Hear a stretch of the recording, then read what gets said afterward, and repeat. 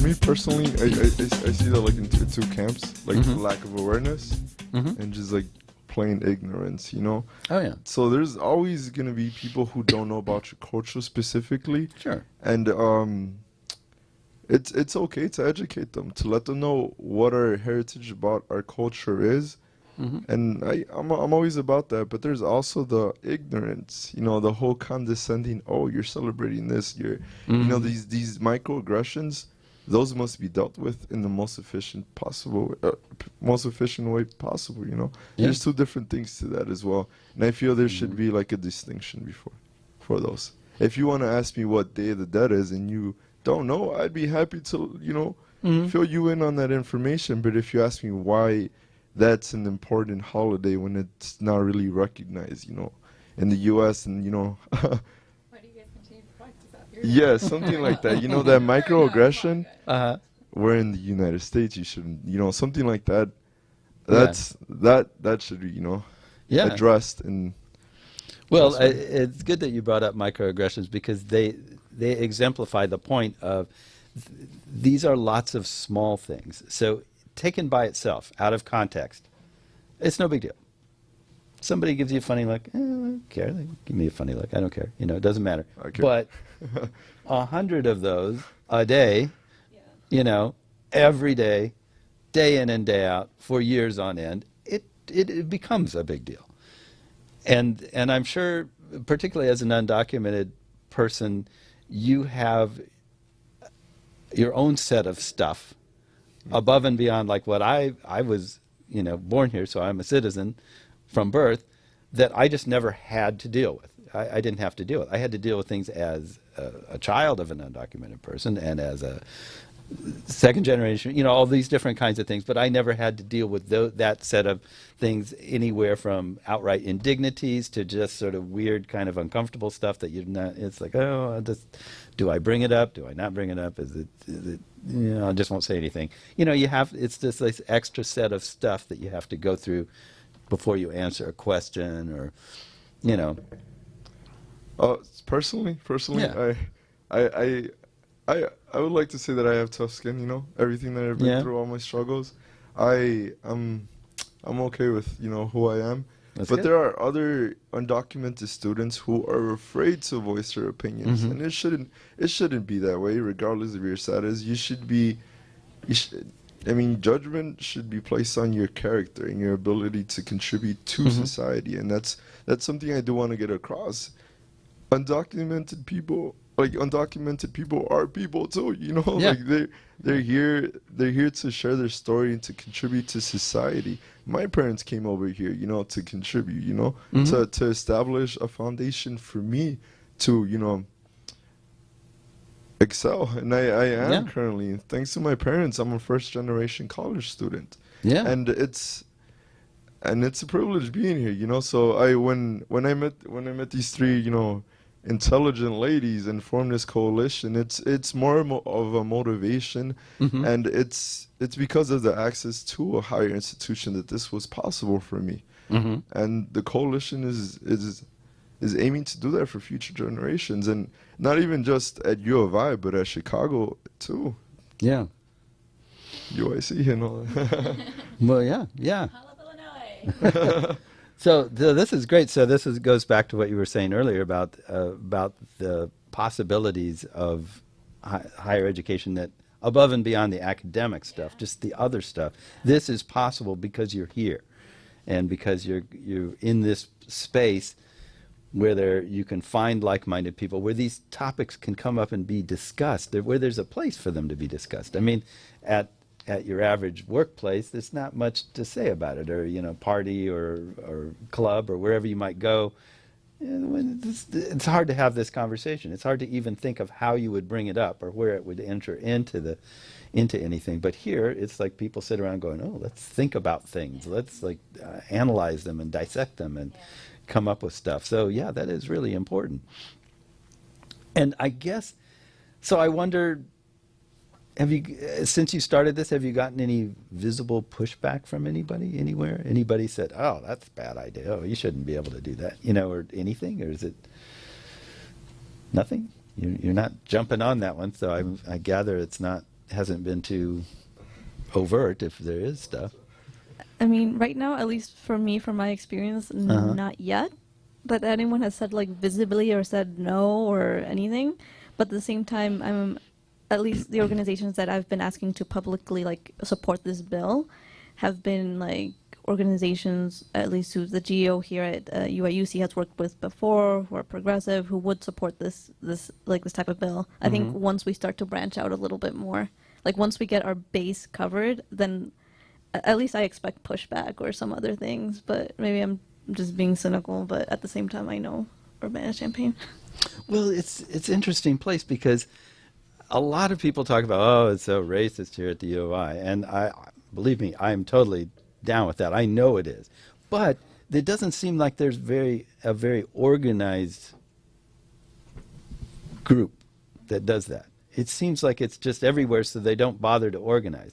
I mean, there is a pro-chief group that's all about having the native mascot and stuff. But other than that, it doesn't seem like, in some places there's the college Republicans or somebody, and they actually like get together and do work. I remember there was that guy, was it in, not Utah? He was a professor and he started a course called The Problem of Whiteness or something. Did you read about this? Oh man, the college Republicans just jumped on him over there, and that got like these white supremacist groups, and everybody was like complaining, and then so he had to like drop the course and change it to the difficulties of white privilege and blah. It was like he had to change it because he got so much pushback. It got on Fox News. I mean, it was like all over the place because there was this group actively like trying to hurt this guy and keep an eye on what he was doing. But I don't get that here. I don't see that anywhere. I've heard of it happening maybe in political science courses with undergrads. And I've been hearing stories where the professors and academic counselors have been kind of pushing some students away from political science or even law. Yep. Really? For me personally, Yeah. I see it again in a twofold type of way. First, there's the institution-based oppression. Right. In an institution where they hail diversity, there is not much diversity. No. And second, these microaggressions, once again, oh, you shouldn't take this course, you shouldn't take this course. What are you doing here in this class? I've received that from people. And it's like, oh, okay. So white power is so firmly entrenched here at the U of I that they don't even bother to like organize or work at it? Is that kind of what I'm hearing? It's I wouldn't say it's to that extent to like that, but it is a norm. I would say that. To kind of break all that down. Yeah. It's a slow process that even the professors are aware of it, but it's not something that can change right away. It takes time. And also effort from students as well. Because that's interesting, actually. I know you were at the event the other night with the panel discussion about immigration. Was anybody else there? You were there, yeah. You were on the panel, okay. It was just interesting to hear the conversation between, well, for the listening audience, this is like an in conversation. They're going, what are they talking about? This was about immigration, primarily. What was the name of the thing? So it was immigration. It was immigration myths. Have they got you trumped? I think that was the title. But basically debunking immigration myths. Okay. So at some point later in the conversation, when it kind of got open to questions, there was a bit of tension between some of the students and academics and some of the local people, or at least a couple of, as a particular. Anyway, in terms of like talking about what people should be doing about this. And so on the we'll just say the local people side, we won't name names, the comment was, well, we need to all work on this stuff. We have to all work on this all the time. That's how things happen, is we get out there and we struggle with it. And on the other side, the question seemed to be, you don't understand what's going on here. There's like a lot of we shouldn't have to do that. It's the job of the university. It's the job of the administration to deal with this kind of stuff. We shouldn't have to add that to our already full plates. of stuff to do.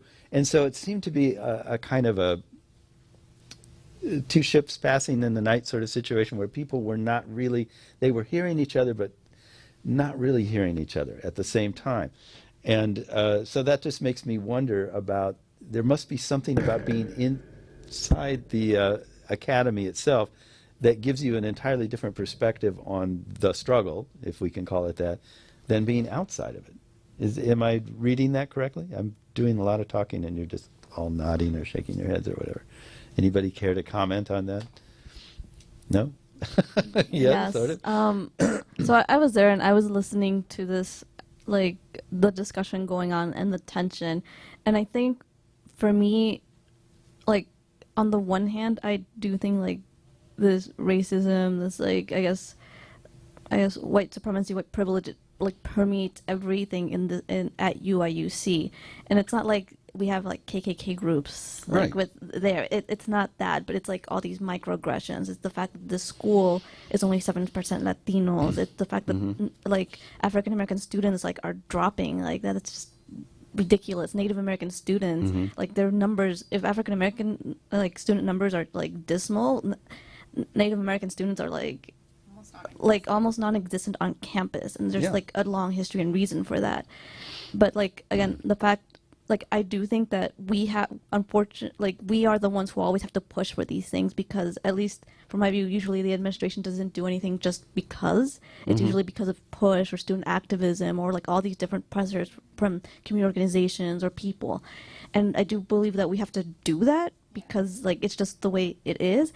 But at the same time, I do agree with the fact that, for example, if we look at the cheap situation, the university has never taken responsibility for like educating people on why this is an issue, on why it removed the mascot. They just kind of removed it and didn't say or do anything about it. They never made an effort to like make a new mascot. There was a movement on campus when I was here, Campus Spirit Revival. I was part of that group who tried to make like a contest to do a new mascot, to just get rid of the two argument sides, just like new mascot there. And we got shut down. We got shut down. The results were never released. Like we tried. And I think that like those two sides, that tension is always there, because in other instances too, like the university has to take responsibility for all of this, because was its mascots, it was this long tradition, and the fact that it didn't do anything is not helping anything right now, and as things have not changed for the better in terms of like that, or hostility felt here by like other marginalized groups on campus. But like that push like has to come from us, and ideally it shouldn't. Ideally, because this is a university, an institution of learning and thinking, and the university should care about all of its students, they should be doing things to actively like recruit and retain students of color, right? Actively doing things so people, if they suffer some type of discrimination, or like people like because of their sexuality have gotten beat on campus before, or like African American students who are students get like stopped by the police. Like the university should take those things seriously, and it doesn't. They just tout this like, ooh, diversity, but like this very superficial thing of diversity, and that's the university doesn't take responsibility for that. And I don't know if that entire response made sense in terms of like those two sides, but I think they're both like it's not just one side or the other. They're both intricately connected. And again, like I wish we didn't have to push for this stuff. I wish that the university just did it because it's a job, but it doesn't. So we do have to push for it. Yeah. Again, it goes back to the history of education and really its meaning behind it. Because if you go back historically, they weren't meant to help students of color make it even this far. So a lot of these issues they're still struggling to deal with a lot of the issues. So definitely we have to continue pushing for this. Professors or anyone that works at a higher institution, and even students, we all have to continue pushing for this, because this has continued to be a struggle, and historically it's always been a struggle, and universities are still trying to find ways of how to deal with these issues. So it's still a slow process, so we definitely have to stay involved in this. I'm just going to go off of what Andrea was saying about how U of I is always talking about diversity and inclusion of like all the posters. You see it everywhere. It's like all in every pamphlet that you pick up from the university, it says something about diversity and inclusion. So every incoming freshman has to take a course on diversity and inclusion that was implemented after when I started. So I did not take this course, but I've heard that it's a joke. Basically, my junior and senior year, I was TAing for a freshman honors course, and I would ask my students about it. So, like, what do you guys talk about? And all of them laughed, like, when I even mentioned the course. Really? And it bothered me that they laughed that, like, it is a joke, and then that we're not, like, pushing to change it. So this course that I was in, of it's like how to get students to adjust to college life or give them resources. And so I kind of just stopped a little bit with the curriculum that we had, and I was just giving them things that I thought was interesting that they should be learning about. And so I gave them Stacey Hardwood's report on microaggressions on this campus. So it was like all freshman group. I handed it to them. I'm like, okay, this is your homework. Read everything. Come back. Be ready for a discussion. And I had all my students. Everyone in the classroom was white, mostly from the Chicago suburbs. We all got to know each other, small group. They couldn't believe like what I handed them. They're like, this isn't real. This didn't happen. And I'm like, this did happen. These are student voices. This is what is going on in this campus right now. You just don't know about it. Also, like, I've had multiple friends that are telling me about situations, but it's like, also there's not a lot of resources to help students deal with microaggressions on campus. Of like, I think now, like in the counseling center, I now saw a pamphlet for racial stress. Oh, really? But that wasn't around a while. Like that's relatively new, correct? Yeah. But I had several friends throughout college that I just am at loss of what to say, you know, and like this, and where they couldn't access these resources on campus to deal with that.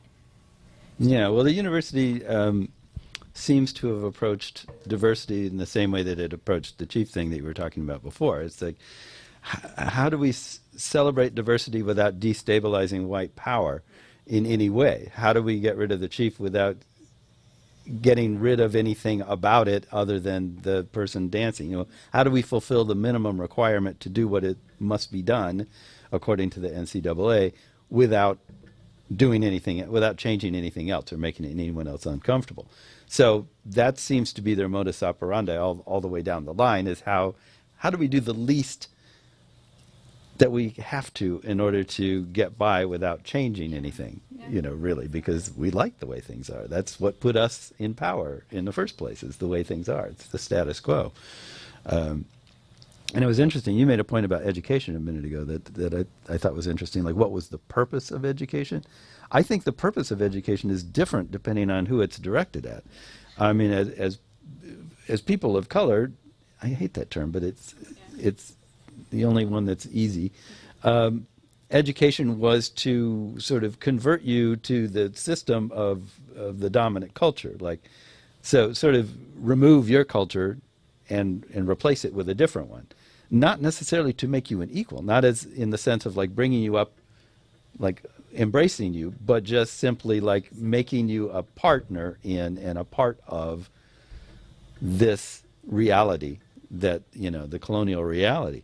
And so I think it is really disturbing to the system, if I can call it that, when students from minority groups start talking a little too loudly or making some sort of statements about things, because what you're asking for is not what the education is supposed to be doing for you, in either consciously or unconsciously. That's not what the idea is. The idea is to train you to be like us in whatever way you can be, not to give you intellectual heft so that you can argue with the way things are.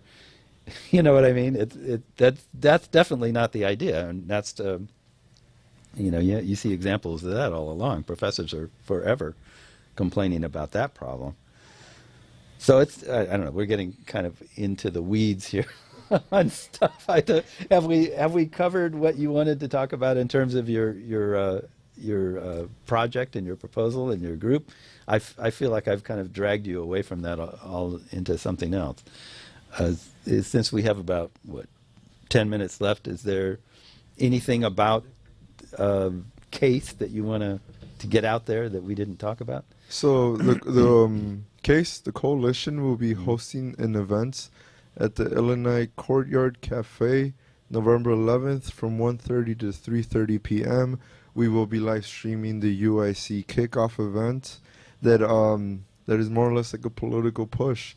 And here at the U of I, we're relatively new, but we're seeking to make an impact here in Central Illinois, and eventually seek support from Southern Illinois too. But first, we're doing a little steps to garner support from registered student organizations, from the surrounding community organizations, and anyone who wants to support us in our movement. So what does that look like? What? Let's say I represent a community organization. Yes. I know it's a stretch, but let's pretend that I do. How would I partner with you or support you, or what would you need me to do? At this point in time, we are seeking support. More or less, we're seeking for public support of the movement we're doing. Right now we're just passing around sheets to more or less garner signatures to like let people know that there are organizations on our side, and then that way we can start moving towards the state representatives to let them know that it's okay that you could embrace these rather progressive ideals and whatnot. So it's more about the look of the thing. You want to be able to have Not a whole the list look, of not people. the look. You could definitely. We will be seeking support like organizations to co-sponsor events, to more or less create ideas and how to go about this movement as well. So what is it going to take? Canvassing, phone banking? What ultimately to get this over the hump this time? What's it going to take in the big picture throughout the state? I think in the big picture throughout the state, it might come to that, because we're still waiting. Like, the bill is currently being written, it'll be like reintroduced, so at some point it will have to be like canvassing and maybe phone banking, asking people like, please write to your state rep or senator and tell them that you want this to go through, right? So in the big picture, it'll probably be that lobbying also.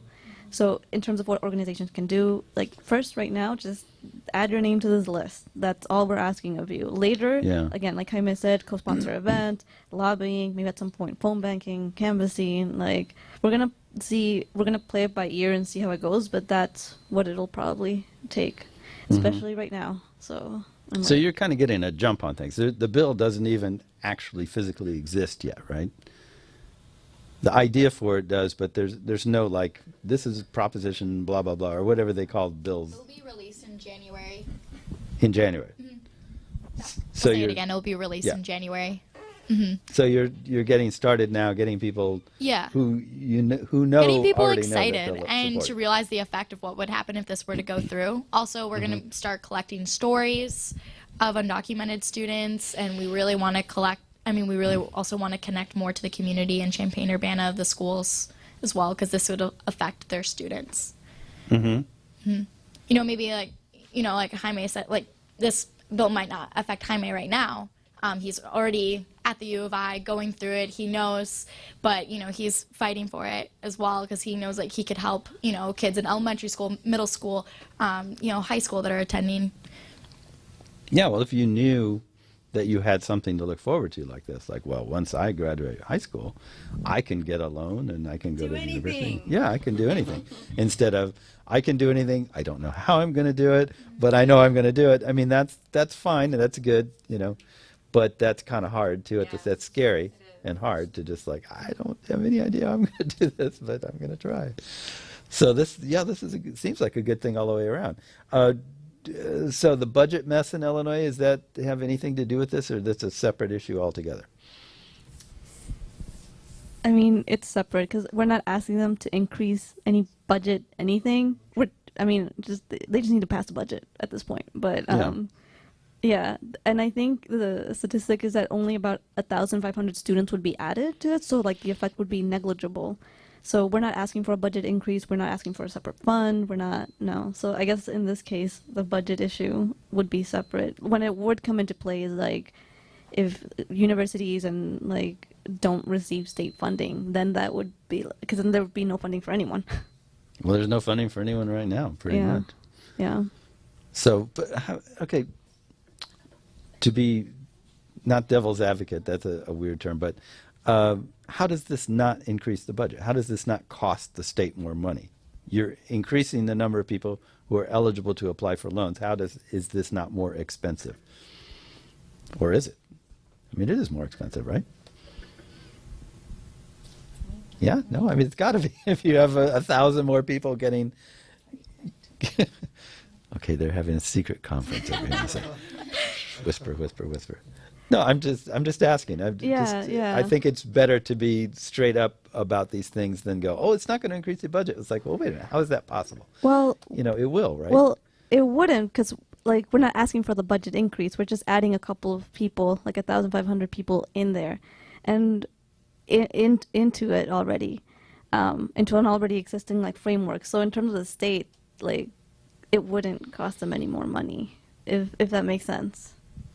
That still doesn't make sense to me. So the bill is revenue neutral. That is, you're just opening the door for undocumented students to compete with other students based on their academic, capabilities and what their history is. Oh, so it's the old taking our jobs kind of thing. You're going to take our scholarships, right? It's also like need-based income, right? So who would qualify based on like who needs it most, but like even if people are like, well, then that's more competition, blah blah blah. Like it really isn't, because if you think about it, like not every citizen here in Illinois is gonna go to college.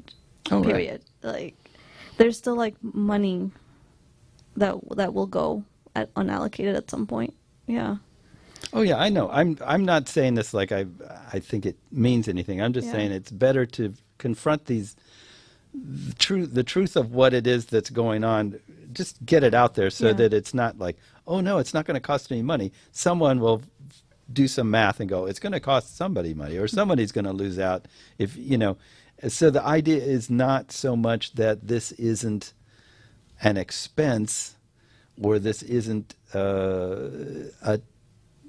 am I trying to say? Not taking of scholarships, but a using of scholarships that might have been only available for a certain pool before. It's more just making it more honest, like anybody who qualifies for a scholarship gets it, regardless of this other stuff that has nothing to do with whether you qualify for a scholarship, right? Is that really what it is? Okay. Yes, that's what it is. Okay, I just wanted to get that straight, because for one thing, that's going to come up in an interview. You were talking about interviews earlier. Yes. Someone is going to ask that question, and not in a nice way, and you need to be able to answer it directly rather than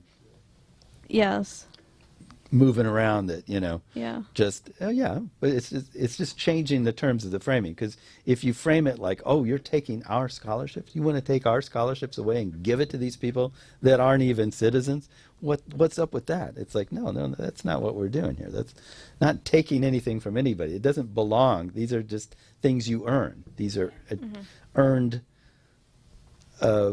opportunities that anyone who earns that opportunity should be able to get it, regardless of extraneous stuff that has nothing to do with it. I'm trying to figure out a soundbite for it. I'll come up with one. I don't have a good one yet, but I think that there's a way of getting there to where you can say that, so it's just like straight up, here's what it is, blows your critique out of the water. Next question, please, and you get to move on to that. Anyway, moving on to things, we have 1 minute left. And I would like to thank everyone very much for coming. I hope any or all of you will come back sometime and we can talk about whatever you want to talk about. I hope you got everything said that you wanted to say.